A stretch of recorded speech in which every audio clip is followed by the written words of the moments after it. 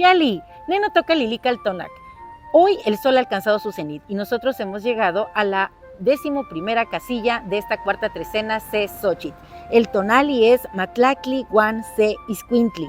¿A quién tenemos en el numeral 11? Al señor Chalmecatecuhtli, ese que rema y nos cruza por ese río del Chignahuapan para llegar al campo florido que está ahí en el Mictlán. Y fíjense que el regente de Ixcuintli es precisamente Mictantecuhtli. Así que hoy estamos invitados a ir a ese espacio de silencio y de creación para seguir construyendo esta realidad maravillosa.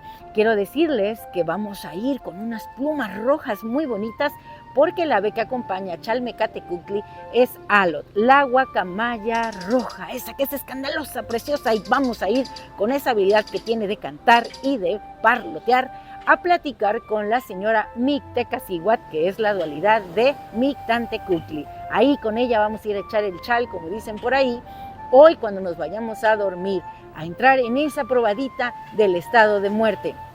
Y bueno, quiero decirte que el señor de la noche también es Mictantecuhtli. Así que hoy definitivamente estamos destinados, invitados a ir allá, a ese espacio de silencio y creación, a seguir construyendo nuestra realidad, porque siempre es aquí y ahora. Dice, ¿quién es el que muere? El que no se divierte, el que no platica, el que no lee, el que no aprende cosas nuevas, el que no sale a andar por la vida como patita de perro.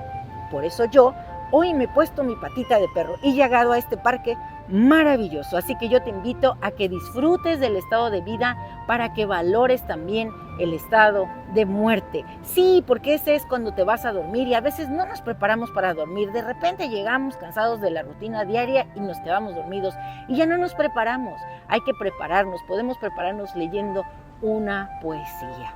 Podemos prepararnos platicando con algún ser querido.